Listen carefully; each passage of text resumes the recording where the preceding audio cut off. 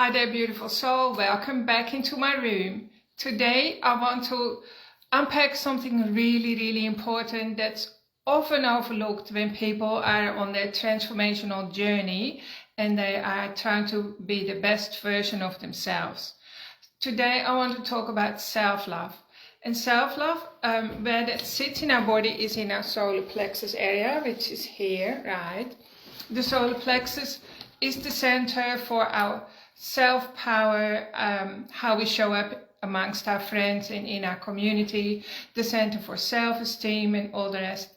And our heart center contains universal love or unconditional love, and it's connected to every part of the universe. So it's true that self-love does live in our heart as well, and we can focus on our heart during this session. But the real self-love issues, the container where we can grow and develop our capacity to love ourselves, sits deep inside the solar plexus. The solar plexus is the area where we often get butterflies. It feels tight, sometimes it can feel like a rock, and a lot of my clients have problems in that area because, well, trauma and lots of other things create poor self-esteem, and that creates resistance to self-love. So self-love is actually not a thing. It's more like a process or a journey that you commit to, and that's going to take you the rest of your life, literally, to create a stronger ability to love yourself and to show up in ways that are kind, supportive, and wholesome to you. And showing you that you are your own best friend, that you deserve your own attention, that you have your own back, and so on. And I want to just talk about that a little bit and then take you through a really beautiful short meditation that you can do and give you some practices to help you get started on your way.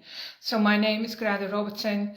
I work as a coach and as healer. I've been a healer for over 25 years now, and I've worked with over 20,000 clients. I like to help people achieve a very fast transformation, also deep transformation, so that it's lasting. And of course, I really like people to be empowered and be connected to them with mind-body medicine, I call it, right? How to trust your intuition deeper and how you can live an intuitive life. So that's basically what I focus on. And I work with the master system of the body, which is your energetic field that also contains all your chakras and your energetic centers, that contains your entire history. That's why it's easy for me to hack into your computer when you come to me with like issues that maybe you need some clarity around. Because your computer, your master system, contains all the answers. The master system comes before the nervous system. So then also, when we settle down your master system and get it all reset and rebalanced nicely, the nervous system can also rebalance itself. And it works beautifully without too much trauma. Actually, it feels good for the client when they work with me. All right. So when the solar plexus, it's meant to be all nice and relaxed, like a sunny day. I feel happy and light on a sunny day, and it's comfortable. That's a good feeling. And our solar plexus, solar stands for sun, right? Because it has like this massive nerve bundle that when you're happy and relaxed, it is happy and relaxed. But when you're stressed, uptight and overwhelmed, and you like, paddling like crazy under the water, trying to keep your life going, looking after everyone else, and keep paying the bills, the solar plexus can get very tight. It can literally just clamp down like this, and it doesn't matter when you go to sleep at night, you often wake up with a tight feeling in the morning. And so your ability to love yourself goes out the door, because that literally sits in the solar plexus. So I want to talk to self-love directly. I'm not going to talk about the solar plexus today. I just want you to know that's where it sits. And when you have issues there, even in your digestion, it will also help you to listen to me. Because my clients often have like massive resistance to putting in the work, to loving themselves, or to showing up as their own best friend, right? Because we've been conditioned that it's a bad thing. It's often the last things, one of the things that we want to do. And then perhaps you might hear me right now and think, well, if it's that simple, why doesn't everyone do it, right? But it is that simple. It's just that people don't believe that it works and that it can change your whole circumstances when you love yourself properly, right? So I wrote down some points in this little article that I hope you enjoy reading it. It took me a long time to discover that directly giving myself attention and loving kind attention is different to loving myself in a roundabout way, like by caring for my children or my grandchildren or my clients or my friends or family members. That's a sort of a way that women like to show up, and we think we're actually showing up for ourselves when we do that. And in an indirect way, that's true. But we also need to learn how to show up for ourselves in a very direct way, like look at yourself in the mirror, tell yourself how beautiful you are, how much you love and appreciate yourself, and so on. I didn't start doing that till I was hit by a truck, and I was left paralyzed. And for the next 10 weeks after the truck accident, or 12 weeks, I had to lie very still on my back because like everything was hurting, of course. I had many fractures in my spine as well. And so I literally couldn't run away from myself. And so I was doing a lot of thinking, and I had to investigate all the belief systems that I'd grown up with. And one of the belief systems, or one of the values, was that the meaning of joy was an acronym for Jesus first, others second, and yourself last. If there was anything left, like a few crumbs left at the end of the day, well, that could be for you, right? And so, because I was born in a strict Christian church, and so I didn't question it because it seemed to work well for me till I was about 40 when I got hit by a truck. But before I was hit by a truck, the universe was really trying to shake me up so bad already. And we had like a series of real dramatic events that lasted for about 3 years, like where my children who were growing up, they constantly had car accidents. My mother-in-law who lived with us, she also had a car accident. We just had car accident after car accident. Now your car is literally symbolic for your life, right? It's symbolic for your lifestyle, you could say. And at the time I was trying to think, well, what's going on? What's the universe trying to tell me? But of course it wasn't till, as the grand finale, I got hit by a truck when I was a pedestrian, and, you know, I had a near-death experience. And then I had to put all my effort into recovering, and I had to give myself my soul attention for weeks, if not months on end, to really make sure that I survived and made good recovery. And that taught me a lot. So since then, I've been on a journey what it means to love myself properly, right? And not treat myself with neglect or treat myself with indifference. And I discovered that when I learned to stay in my own lane and stop neglecting myself, showering myself with kindness and attention, that the rest of my life really picks up as well. So the money flow improves, my love, my relationships are better, more fulfilling. Every part of me feels more fulfilled. So this is me imploring you to give it a go. Give it a go and start including some of these practices. They're in this article that I included. But I'm just going to share with you some of the things that put people off from showering themselves with attention. Number one, of course, is people, and you might be like this, don't want to be seen to be selfish, right? People want to be seen as generous, kind, loving, and supportive, especially when you're a woman. And if you give yourself self-love, people think they have the mistaken belief that's selfish. But I want you to know it's not selfish, because if you have nothing in your cup, you can't share with anything else. So every morning you have to get up. In fact, before you get up, touch base with yourself and tell yourself how much you love yourself. You can tell your body, the cells of your body, you can look at your hands and tell the cells of your body how much you love and appreciate each cell of your body. To the cells of your body, you like God, right? Whatever you think, say, and do has your cells take that personal. So if you talk bad to your cells, if you talk bad to yourself, if you say like, oh, I'm so sick of this, or like, oh, I'm so tired, or I can't do it, the cells of your body immediately give up as well. So You can start the day with the affirmation, I love myself unconditionally, or I am lovable, something like that.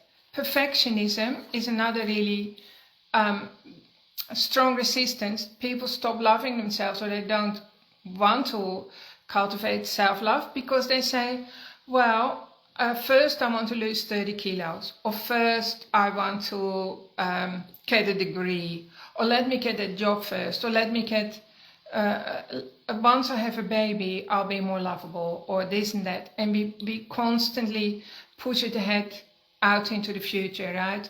But stop doing that and just realize there's never a better time to start cultivating more self-love than today in this very moment, right?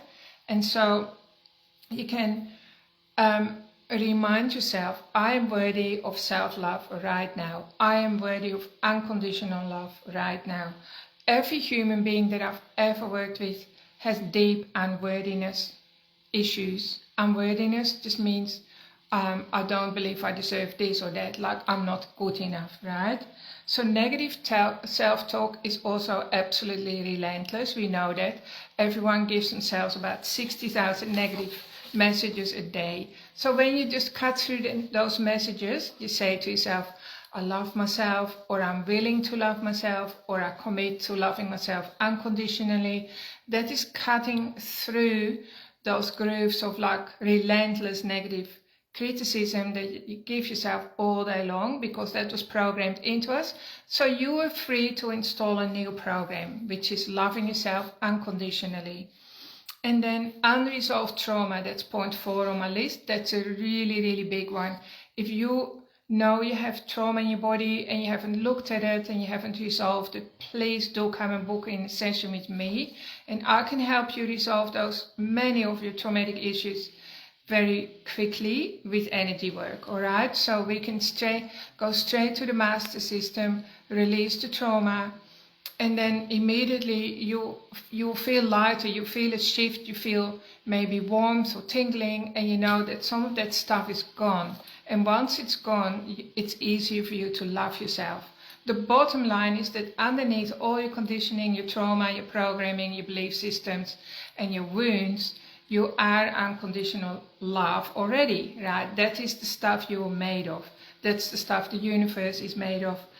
And it's not something that you have to manifest for yourself. It's more something that you have to uncover. So these practices that I'm sharing with you help you to tap into it and uncover it. So then point 5 that I'm making is that people are always looking from the outside for somebody to love us, like whether it's your spouse, whether it's Peter. I still do it. I mean, I'm 62 and I've been practicing self-love for a long time now, but I still sometimes crave love from Peter. And then if he's not Peter's not very demonstrative.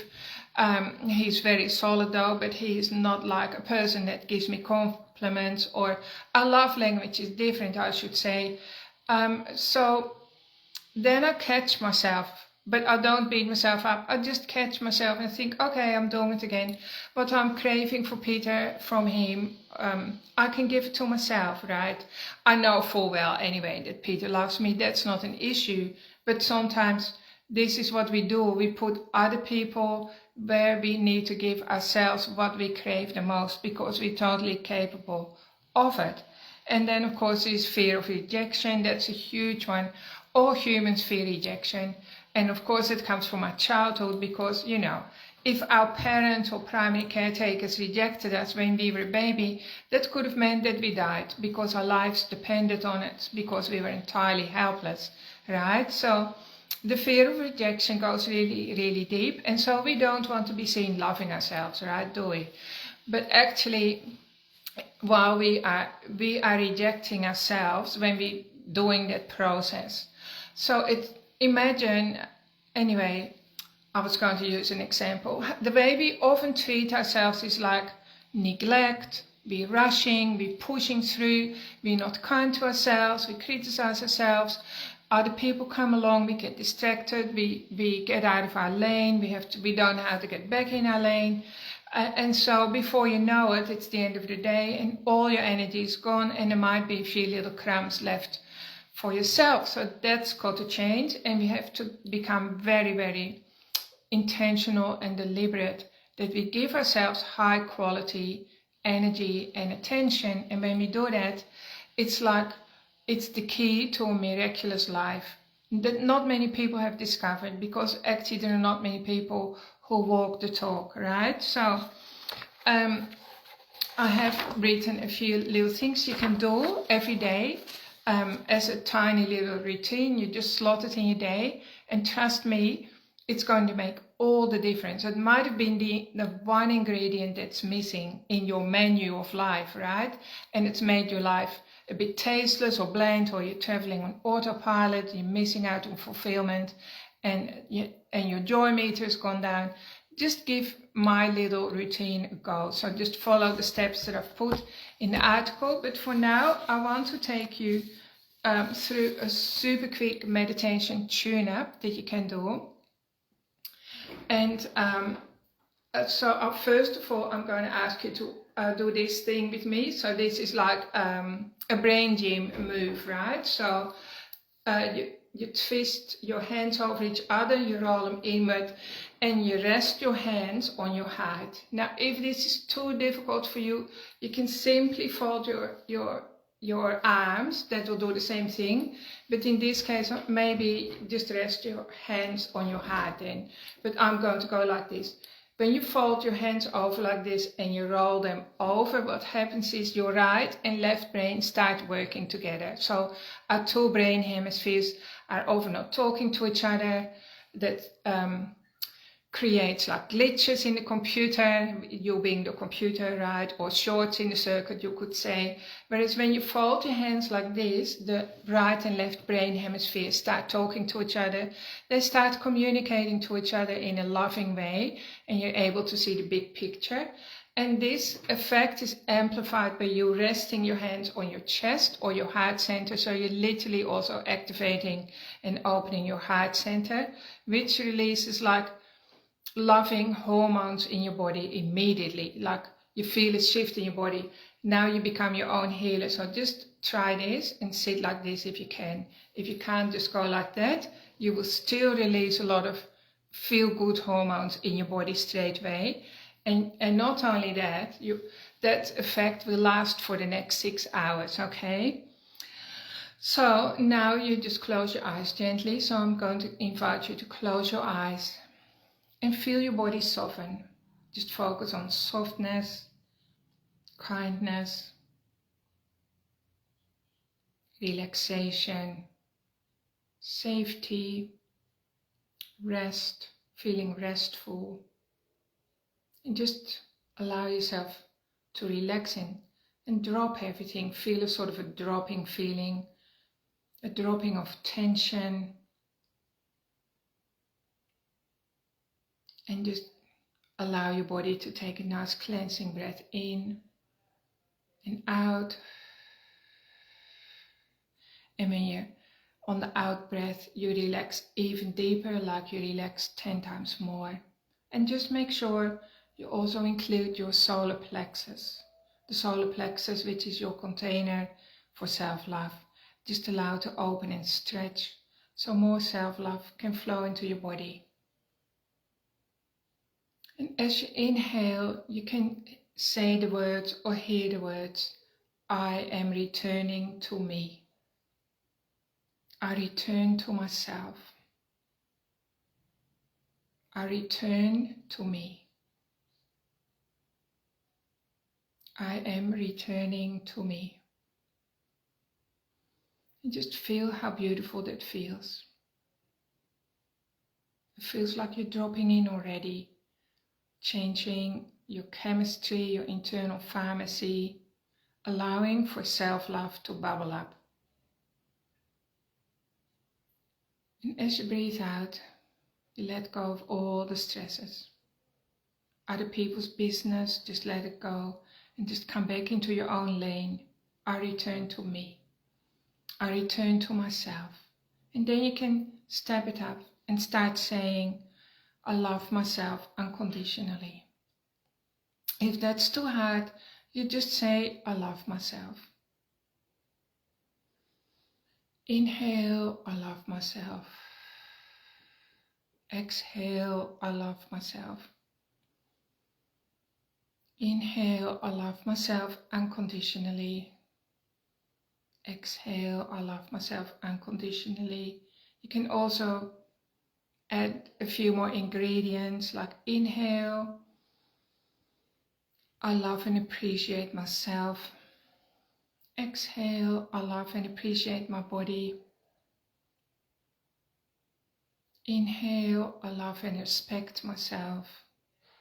Exhale, I love and respect my body. And just slow it down. If your mind is going all over the place, just say, I return to me. I return to my lane.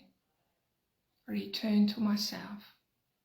And just notice how your tummy is softening, your solar plexus, the sun is starting to shine. You feel warm and comfortable in your tummy. It's like a homecoming. I return to me. I am worthy of my own attention. I'm worthy of the best of my own energy. I'm worthy of true love.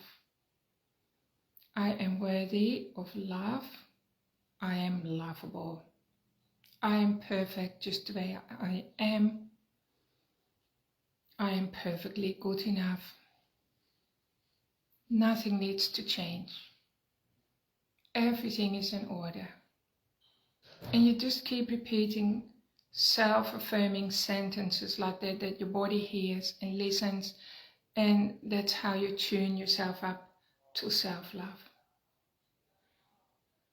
So you can sit in this beautiful relaxed space for as long as you like, and you can pause the video here and stay in that beautiful relaxed space of self-love, feeling your solar plexus relax and receive a tune-up, getting rid of stress and overwhelm, dropping into yourself. I am returning to me. Alright, so you're back in your own lane now, where you belong, where life's good, where you can flourish and thrive and relax and rest and heal and transform. And this can be like a new baseline, a new foundation for wellness and happiness and calm, consistency. Alright, when you're ready, you can open your eyes. So this practice is also in the little article, as well as a few other ones. So I'm going to encourage you to make this meditation. It's like a mini meditation that will bring you back into yourself, into your lane, that is going to tune you up to allow your self-love to flow. So self-love, initially, if you've never done that, received it or understood it, it's simply a mental concept that you have to introduce in your life, right? It's like something new that you have to introduce. But after a few days, and definitely after a few weeks for sure, your body believes you, and your body is in charge of creating happiness, hormones and all the rest, creating wellness inside your body, creating order. And so you start to feel much better on the inside. You start to heal some really old things, maybe some DNA issues, because love, true love, can get all the way into the bottom of the DNA and start changing things around for you. And then you notice after a month or so, your circumstances start to change as well in your favor, right? So you might get a new job offer, your love life will improve, you might meet true love, people start to treat you better with respect, because ultimately the outer world is just a reflection of the inner world, right? Nothing else. It's just one big mirror or one big photocopy machine. So the work always starts on the inside, and this is a journey that's ongoing. So transformation is a journey. Transformation meaning positive change, like receiving all the things that you wish for in your life. They come through transformation, which is positive change. That's an inner thing, an inner journey that you commit to, and the more you commit to it, the easier it becomes. And then at a certain point, You get to a place where like you're not so traumatized anymore, or your old wounds have lost their grip on you, and now the universe can really show up for you, and like miracles can happen. And I've proved that many times over. I've written all about my own journey in my books. My books are available. They're bestsellers on Amazon. So my first book is You Were the Miracle. My second book is The Underbelly, and my third book is Alchemy of Love, and you can download them on Kindle for almost next to nothing. And when you read about my transformation, you will know how to transform your own life as well. So that's my wish for you. In the meantime, of course, I'm here for you. If you want to work with me, I have like an 8-week program that's one-on-one coaching. That's a breakthrough to success. And otherwise, of course, I have my regular one-on-one sessions available as well. And I'm so honored to be part of your journey. Thanks for tuning in, everyone. Big love from me, and I hope you have a really great week.